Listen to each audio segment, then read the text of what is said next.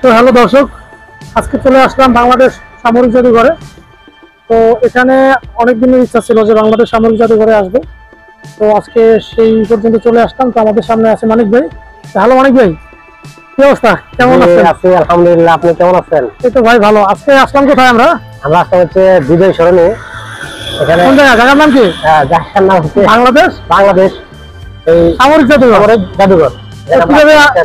কিভাবে ঢাকার যে প্রান্ত থেকে আসেন, আমরা বাংলাদেশ যে প্রান্ত থেকে আসেন না কেন, এখানে একটা নাম দিলেন বিজয় সরণি।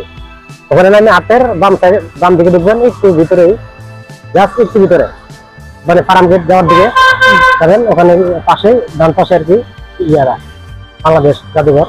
আচ্ছা, তো আমরা একটু ভিতরের দিকে ঢুকবো। ঢোকার পরে দেখবো যে এখানে কি কি আছে না আছে। যদি কোনো টিকিট লাগে বা টিকিটের প্রয়োজন হয় সেক্ষেত্রে টিকিট আমরা ক্রয় করবো এবং ভিতরে ঢুকবো। তো মোটামুটি আশপাশটা দেখানোর আপনাদেরকে চেষ্টা করবো। হ্যাঁ, তো বন্ধুরা আমরা গেট দিয়ে ভিতরে প্রবেশ করলাম। প্রবেশ করার প্রথমে হচ্ছে 3D আর্ট গ্যালারিটা পড়ে। এটা হচ্ছে 3D আর্ট গ্যালারির কাউন্টার। যদি 3D আর্ট গ্যালারিতে আপনার প্রবেশ করতে হয় সেক্ষেত্রে আপনি এখান থেকে টিকিট ক্রয় করবেন, প্লাস হচ্ছে আপনি ভিতরে ঢুকবেন। তো প্রিয় দর্শক, এর আগে এই সামরিক জাদুঘরে টিকিট ছিল হচ্ছে 100 টাকা করে, কিন্তু হঠাৎ করে এসে দেখি এখানে 150 টাকা করে টিকিট হয়ে গেছে, যার জন্য আমরা মূল যে ফটকগুলো এগুলো দেখতে পারবো না। প্লাস বাইরের যে যা কিছু আছে আমরা আপনাদেরকে সেটাই দেখানোর চেষ্টা করব। তো বাইরে কি কি আছে দেখতে পাচ্ছি। এখানে বিভিন্ন ধরনের সামরিক যুদ্ধ জাহাজ যেগুলো বলে, সেই যুদ্ধ জাহাজগুলো এখানে রয়েছেন, যেটা হচ্ছে এখানে একটা ডেমো হিসেবে আছে আর কি। তো আপনি যখন এখানে আসবেন দেখবেন যে বাংলাদেশের যে যুদ্ধ জাহাজগুলো রয়েছে ঠিক তেমনি ভাবে, ঠিক সেম যুদ্ধ জাহাজগুলো আপনি দেখবেন যে পানিতে ভাসমান রয়েছে। এবং যুদ্ধ জাহাজের পাশাপাশি বিভিন্ন ধরনের ফ্রিগেট দেখবেন, প্লাস হচ্ছে আপনি বিভিন্ন ধরনের সাবমেরিন দেখতে পাবেন। এই যে আমি যে আপনারা এখন বর্তমানে যে ডিসপ্লেতে যেটা দেখতে পাচ্ছেন, এটা নৌবাহিনীর কিছু যুদ্ধযান। আর এবং আমাদের সামনে রয়েছেন মানিক ভাই। তো যাই হোক, আর এই যে এখন স্ক্রিনে যেটা দেখতে পাচ্ছেন এটা হচ্ছে যুদ্ধ জাহাজ থেকে যখন সেনাবাহিনী ট্যাঙ্ক নিয়ে নেমে পড়ে, তো সেই দৃশ্যটাই। এবং এখানে কিছু ফ্রিগেট বলে মেবি এগুলোকে, তো সেটা রয়েছে, সেটাই দেখতে পাচ্ছি।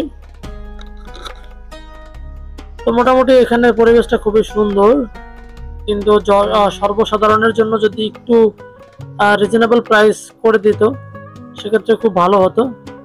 তো আমাদের সামনে দেখতে পাচ্ছি বড় একটি সাবমেরিন, যেটা বাংলাদেশ নৌবাহিনী ব্যবহার করে থাকে পানির নিচ দিয়ে শত্রুপক্ষকে আক্রমণ করার জন্য। এই সাবমেরিনের কোনো বিকল্প নেই। তো এটা হচ্ছে সেই সাবমেরিন। আর এই সামরিক হচ্ছে যে জাদুঘরটি রয়েছে সেখানে এই নিহারিকা রেস্তোরাঁটি রয়েছে, এবং এটা খুবই সুন্দর একটি রেস্তোরাঁ।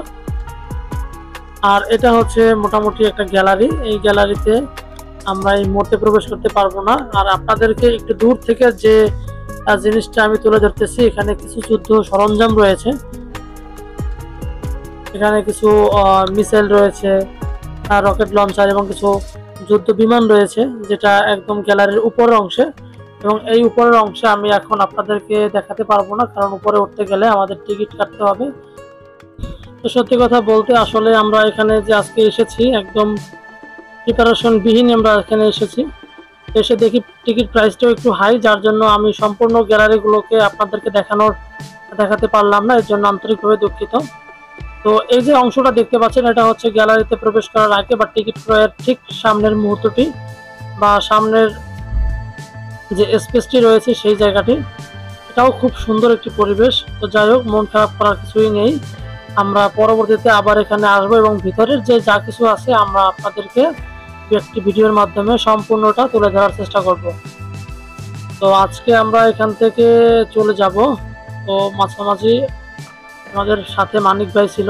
তো মানিক ভাই আমাদেরকে কিছু বলতে চাচ্ছিল, কিন্তু আসলে বাইরের সাউন্ডটা এতটাই বেশি যে মাইক্রোফোনে ভালো করে উঠতেছিল না, যার জন্য আমি সাউন্ডটা এই মুহূর্তে অফ করে দিয়েছিলাম।